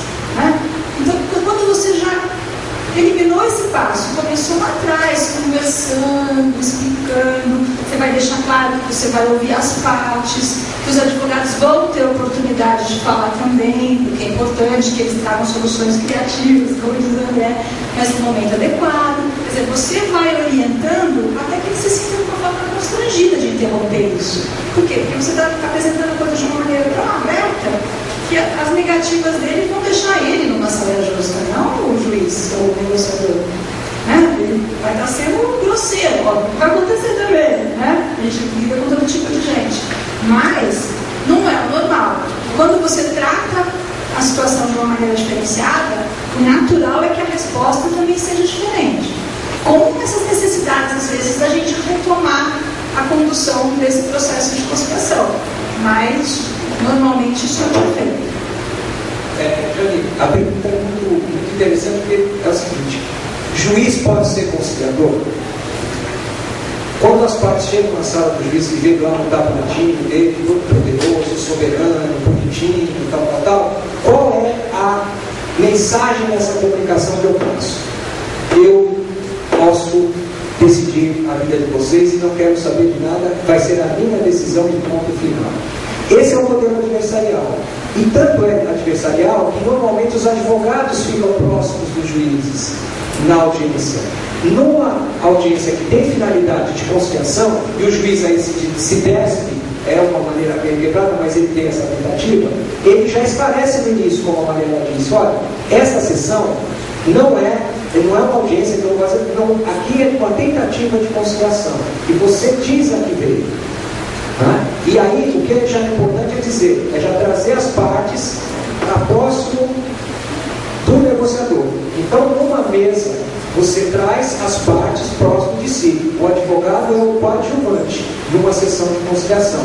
Por isso é importante dizer isso e validar para que não se sentir excluído. Tá? Então, é muito importante que a gente, com isso, só nessa modificação, nessa abertura, aquela intransigência que você falou, já vai cair, porque, sinceramente, as pessoas nasceram para brigar, nasceram para ser intransigente. Não, eu nasci, quando eu nasci, eu já ia no João Mendes, já pensei que daqui 20 anos eu ia entrar com a ação do João Mendes, que eu ia ficar na frente da doutora Jane e ia dizer: eu sou intransigente, cuide desse, o advogado que vai cuidar disso aqui. Não, as pessoas querem o quê? Processos construtivos, elas querem a paz, elas querem estabilidade, elas querem ter algo que lhes dê tranquilidade.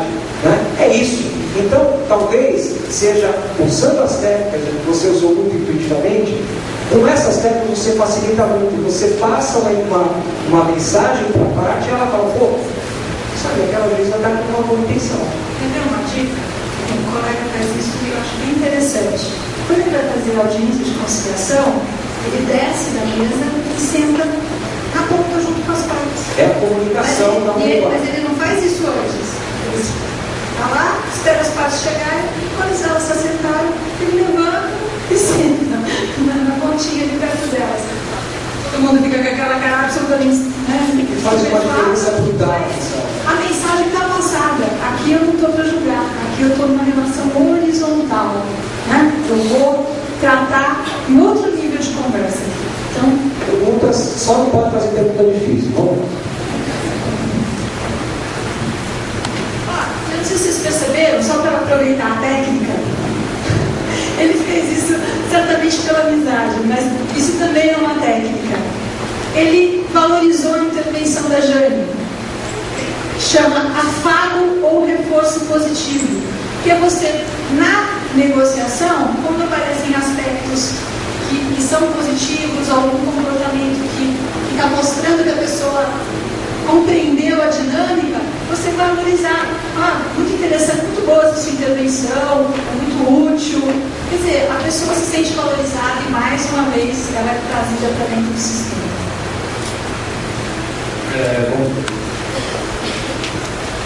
Uma pergunta. A primeira, esse conciliador, na hora da conciliação, ele também pode estar anotando o que seria uma pergunta. E a segunda tem com relação, pegando o gancho da pergunta anterior, que seria com relação a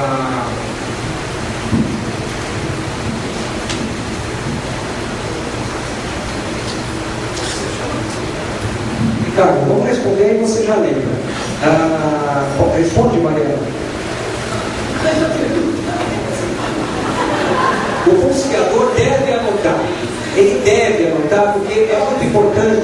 E aqui realmente faltou tempo para a gente passar um slide. Quando ele está ouvindo as partes, ele está anotando, porque ele está começando a levantar a chamada, aquele leque de opções, brainstorm. Ele vai tentar ali anotar o maior número de informações possíveis. Para quê? Para identificar aqueles interesses e aí achar opções de ganhos mútuos. Tá? E isso é muito importante. Na verdade, ele deve mesmo, porque se a gente vai usar a técnica do resumo só depois que as pessoas falaram, provavelmente quando você for fazer essa reprodução, você não vai ter esquecido um monte de coisa que foi falado. É interessante você anotar palavras-chave para você, na hora que for fazer essa recontagem, estar lembrando, porque se você esquecer, isso for um ponto importante da prática, ponto negativo para você. Ela vai se lembrar que você não disse aquilo que para ela era relevante. Ela tem um feedback dele que fez a pergunta. Meu nome é Érica, eu sou assistente jurídico, tenho sem ingresso na carreira. Uma situação de conciliação acompanhada por advogados, é aconselhável que você conceda um prazo para o cliente conversar com o advogado fora da sala?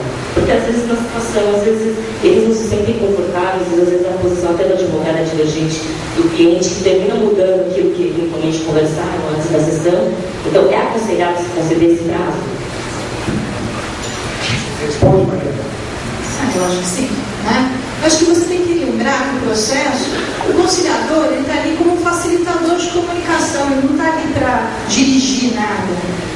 Essa condução que ele faz é simplesmente, né, manter os limites e permitir que as partes dialoguem.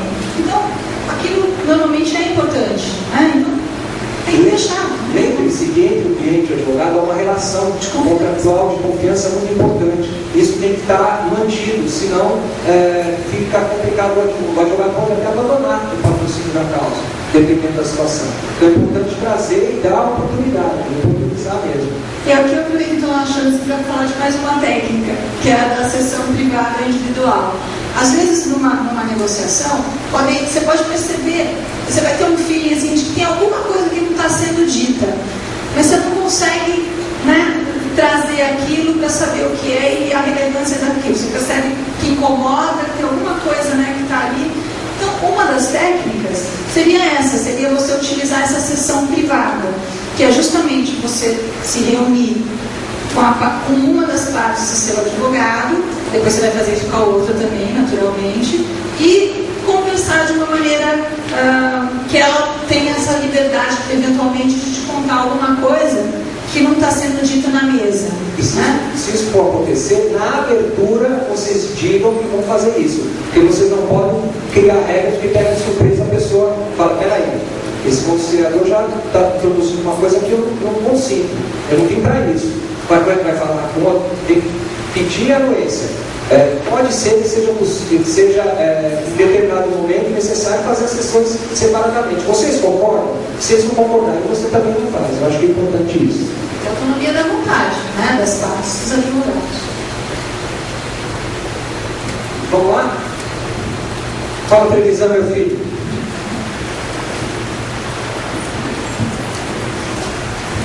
Numa situação que uma das partes está com o advogado e a outra sem, qual é a técnica para mostrar para a parte que está sem advogado que ela não vai ser prejudicada? E também, do outro lado, para mostrar que a parte que está com o advogado, que o juiz não vai ser por compaixão ou por algum de você, vai ser parte penalista para aquela parte que está sem advogado. Aí ela responde. Olha, na verdade, esse tratamento que você vai impor desde o começo, nesse contato direto com as partes, vai acabar demonstrando isso. Porque você vai estar dando oportunidade à parte de falar, você vai estar assegurando essa igualdade de tratamento nessa conversa e é que a gente já pensa logo no resultado, né? Aquilo que vai virar o acordo. Mas quando a gente está nesse momento anterior a se chegar ao acordo, o que a gente tem é um diálogo entre pessoas.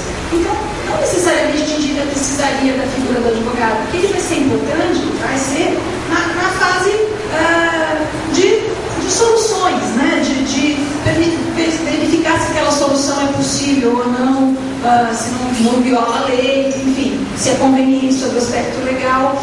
E aí a gente não tem muito como fugir disso. O juiz, ele vai acabar fazendo esse papel de colocar questões jurídicas depois que já passou tudo isso, já chegou a um acordo, ou pelo menos já se chegou a várias opções de acordo, porque essa é a ideia, a gente não criar uma opção só, né? Ter diversidade de escolhas, e daí vai chegar um momento que a gente, como juiz, vai acabar encaixando isso no mundo jurídico. Não é o papel do conciliador. Essa conciliação que a gente fala, não é para esse conciliador interferir dessa maneira, dando essas soluções e falando isso pode, isso não pode. Não é isso. Esse modelo que a gente está trabalhando são as partes que têm que chegar a esse consenso, né? Então, o ideal é que elas sempre estejam representadas por advogados, porque quando chegue nesse momento, o conciliador, ele não tem que fazer esse papel, que não é o papel dele, e sim os próprios advogados. Mas acho que com o juiz não tem jeito, né? A gente vai chegar nisso e vai ter que assegurar essa igualdade da jurídica, porque a outra igualdade ela já foi assegurada durante todo o processo de negociação. Para o negociador tem uma palavrinha-chave que chama confidencialidade, tá? Então isso é importante. A confidencialidade já tira aquela arma do advogado.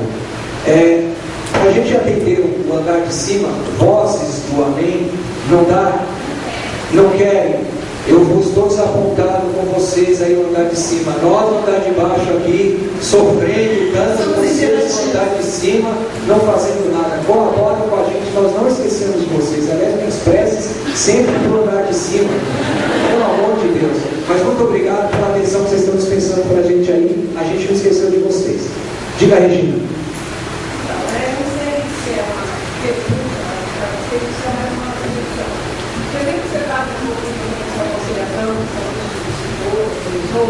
É uma ausência das partes.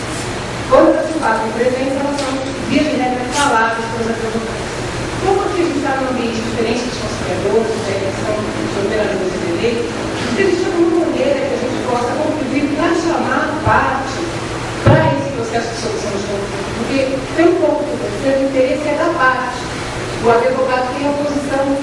Então, isso numa mesa onde o conciliador não tem como decidir, ou como nada, dificulta muito o trabalho. O que a gente pode, como funcionários, como operadores de direito, fazer para essa parte vir do processo? Deixa eu responder primeiro, porque eu combinei com a Regina. Antes, você viu que eu falei Regina? Eu já tinha combinado a pergunta, já sei a resposta de cor. É nada, a Regina é minha oficial de justiça, muito querida aqui na 16ª, queria deixar registrado aqui, ela tem sempre participado do nosso mundo disso. Tem algumas Aloisetes aqui também, né? Então eu fico à vontade, então é tranquilo falar assim. O que é importante é um trabalho que tem que ser feito de mudança e quebra de paradigma com a postura do advogado. O advogado sai da faculdade com o modelo adversarial no bolso e ele quer brigar. E ele sempre fica inseguro. Eu já fiz palestras na OAB lá em Santos, vou fazer agora em Guaratinguetá, e a minha ideia é sempre dizer isso para o advogado. Vocês vão cativar o cliente, porque vocês, antes de serem os primeiros juízes da causa, são os primeiros conciliadores da causa. Você tem obrigação ética de advertir o cliente de que a via negocial é melhor do que aquela que ele está querendo propor. Então, é trazer e mudar o paradigma para que os advogados sejam, primeiro, acolhidos, eles não sejam excluídos daquele processo de negociação e que eles sejam validados. Que a gente não esqueça que é uma relação cliente-advogado e, por medo, esses advogados vão sempre fazer essa postura. Então, você fica quietinha que eu cuido do seu assunto. Quando ele fala isso, ele está dizendo o seguinte: eu cuido do meu contrato, eu cuido da minha prestação de serviço para depois eu te cobrar os honorários. Ele não está errado. Tá? No modelo adversarial é assim que funciona. Isso não pode ser esquecido. Então, nosso trabalho é acolher o advogado, porque muitos têm perfil de conciliador, muitos fazem a coisa, facilitam muito o acordo, e quando eles tiverem essa consciência, essa quebra de paradigma, seguramente esses acordos vão desenterrar. As partes vão começar a falar mais, porque já se sabe qual é o contexto que isso vai acontecer. Eu percebi o seguinte: na verdade, a gente tem duas soluções. Uma seria a legislativa. Já existe uma proposta nas discussões do novo Código de Processo Civil está se sugerindo que essa audiência de conciliação tenha um comparecimento obrigatório da parte, assim como é nos juizados, que é justamente para forçar que a parte venha e a gente possa fazer esse trabalho de restabelecimento imediato. Então, essa é uma alternativa que é legislativa. Mas eu acho que a outra, que é o que eu acho que a gente tem que usar mesmo, é a da eficiência. O advogado ele pode vir na primeira vez com essa resistência. Se ele receber todo esse tratamento que a gente está falando, ele vai virar um defensor daquilo. Então, na próxima, aquele cliente que te fala, não vai não, que é só uma conciliação. Ou então aquele outro que vem e fala, eu não sei nada sobre o processo porque eu estou com SUBS. Né? O SUBS. Né? Ter SUBS quer dizer que você não precisa nem ir ao processo. Né? Então, quer dizer, esse aí, na próxima vez, não vai fazer isso. Porque ele vai se dando por esse novo modelo e ele vai querer mostrar isso para o cliente dele. Então, eu acho que essa transformação é lenta. Às vezes a gente fica aborrecida, né? Porque não é possível. Técnica sem um não dá, né? Não dá para fazer técnica sem os dois estar na mesa. Mas, a verdade, é uma transformação de mudança de paradigma mesmo, que a gente vai ter um tempo. Temos uma pergunta lá em cima, porque eu fiz de propósito, eu falei, se você vozes do além, eu falei, chama de todo mundo, lá de cima, eu fiz de propósito mesmo. Não teve nenhuma dubiedade, não. Tem alguém aí na linha? Sim, só um minuto. Pegou. Bom, meu nome é Ana Luísa, eu trabalho no Fórum do Brasa, Melhores Infratores, com o juiz Dr. Egberto, trabalho com justiça restaurativa. Queria saber do Dr. Luísa, não sei se seria pertinente. Luísa, não sei se seria pertinente aqui, mas para botar um pouquinho de fogo aí, porque também é técnica para solução de conflito, porque aqui estamos falando mais da área civil, né, ou de família. O que o senhor acha da justiça restaurativa, ou seja, da técnica de conciliação em casos do crime, né? Ana, obrigado, mas o senhor está no céu. Mas eu entendi que você fez a pergunta para o Luiz. Eu respondo da seguinte forma: o Egberto é um batalhador, né? A gente tem que deixar registrado isso. A justiça restaurativa, a justiça restaurativa, ela é o passo seguinte a isso que nós estamos querendo engatinhar. Porque restaurativa, nesse caso, é a gente obter perdão, é a gente tentar sedimentar e buscar. Aí não é só o enfoque prospectivo, é você ir lá atrás, pegar aquelas feridas e tentar colocar vítima e acusado frente a frente. E isso é muito importante. O passo da justiça restaurativa a gente tem por quanto nas transações penais, aquilo que a gente fala que acaba em pizza, de cesta básica e tal, é uma coisa meio, que eu diria ainda, muito pequena. Mas a justiça restaurativa é o próximo passo, ou na verdade, um upgrade aqui dessas técnicas, porque envolve uma equipe multidisciplinar, como deve ser a Ana Luísa, ela deve ser assistente social, ou deve trabalhar lá com uma equipe multidisciplinar, psicólogos, tá? Juízes, promotores, advogados, defensores, para que, nesse caso, a gente consiga estabelecer um ambiente muito adequado para que aquele perdão seja fruto e anteceda ao reconhecimento de que aquele acusado lesou alguém.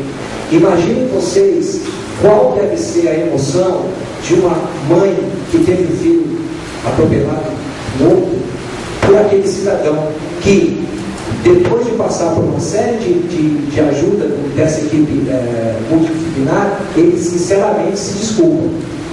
E a mãe, sinceramente, aceita as desculpas. Essa justiça restaurativa, que tem um valor, eu diria, um valor do Cristo, né? Quer dizer, o primeiro que falou disso foi Cristo, né? É muito além do que a gente imagina. Por isso a gente está meio acanhadinho aqui, viu, Ana? Falando do nosso arroz com feijão aqui no andar de baixo. Você veio no andar de baixo do inferno mesmo, tá bom? Então, eu agradeço muito sua pergunta, Mariana. Você quer completar? Obrigado, querida. Alguém do andar de cima falando antes? Câmbio ou positivo, essas coisas. A pergunta é Quem? Não. Vai? Sim.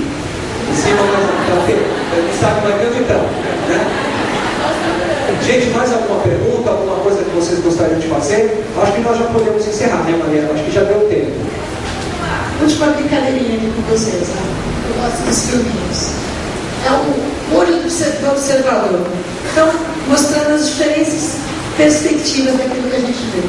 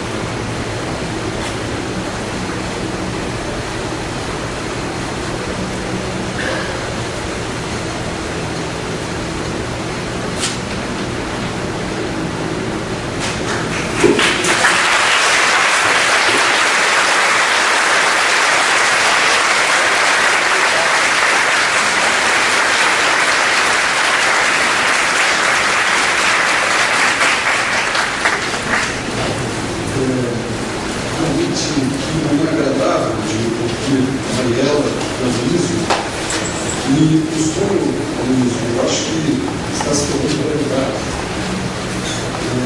Realmente, uma satisfação para nós que realizamos esses eventos e de perceber a participação dos servidores, dos juízes nessa integração. Isso nos dá força para continuarmos nessa trajetória, nesses eventos, atualizações permanentes. Gostaria de dar, nos últimos recados, a informação de que está presente aqui no recinto também um dos coordenadores de curso, o Dr. Paulo Sérgio Galiza, e também dizer que nós estamos buscando esforços para as próximas palestras nós abrirmos as inscrições para o plenário do 17º andar, já que esse reforço que nós tivemos só foi possível com a participação efetiva da Apalages, que cedeu o equipamento necessário para a filmagem, e nós estamos ainda acertando para as próximas semanas e para os próximos eventos, só questões técnicas para disponibilizarmos mais lugares. Pediria que os senhores ficassem atentos para aqueles que não conseguiram as inscrições dos outros eventos, nos próximos dias e no começo da semana que vem, também pelo sistema da intranet, os senhores terão as informações e pediria que corressem por isso, porque realmente a procura tem nos deixado felizes, mas impressionados, exatamente por conta do tempo pequeno para o acertamento e a finalização dessas inscrições. Então, aqueles que tiverem interesse, é importante que fiquem atentos, porque normalmente as inscrições terminam rapidamente. Agradecer o CAGE, agradecer a Secretaria de Primeira Instância, a Presidência do Tribunal, a Corregedoria, os funcionários da administração do fórum, enfim. Esse é um evento que todos estão participando, uma ideia de união. A ideia é unir e vamos trazer pessoas que vão realmente nos informar, que vão trazer informações que melhorarão a nossa atividade aqui no Poder Judiciário. Agradecer mais uma vez ao Luiz e à Mariela pela excelente participação nessa manhã e abrir a palavra para o nosso colega Carlos, que vai fazer as últimas considerações. Muito obrigado a todos.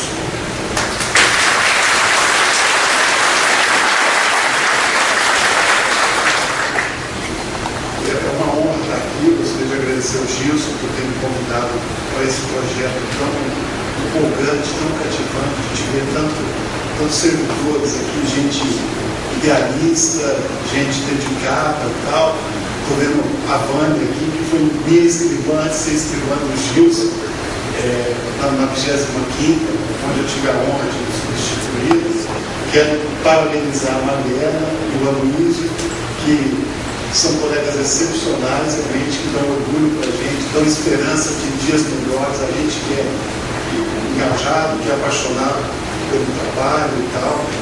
E é muito bom ver o sucesso desse empreendimento aqui, capitaneado principalmente pelo Gilson, né? Eu acabei pegando carona aqui, o Gilson, colega que eu admiro muito. E, enfim, quer dizer, da minha enorme felicidade, né? Porque tem só de pão vive o homem. E eu acho que isso é um estímulo para as pessoas continuarem se engajando, estudando. Até falei com o Gilson, já leva essa ideia para a Mariela, para o Aloysio. Eu acho que os funcionários também devem ter oportunidade, escreventes, assistentes sociais, psicólogos e tal, de eventualmente ter um dia, ter o seu dia de conciliador, poder participar, porque eu acho que esse projeto tem tudo para dar certo. É uma política oficial de Estado, é uma política do Supremo, do CNJ, então acho que todo mundo tem que realmente se engajar nisso. Agradeço a todos.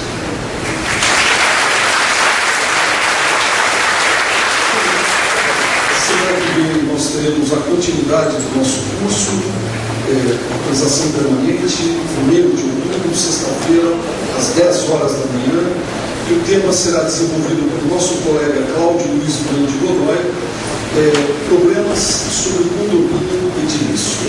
As inscrições já estão esgotadas, nós vamos abrir no comecinho da semana mais vagas, se tudo correr bem, para o plenário do 17º andar, portanto fiquem atentos. Com isso, mais uma vez, agradeço a atenção de todos e até semana que vem, se Deus quiser. Obrigado.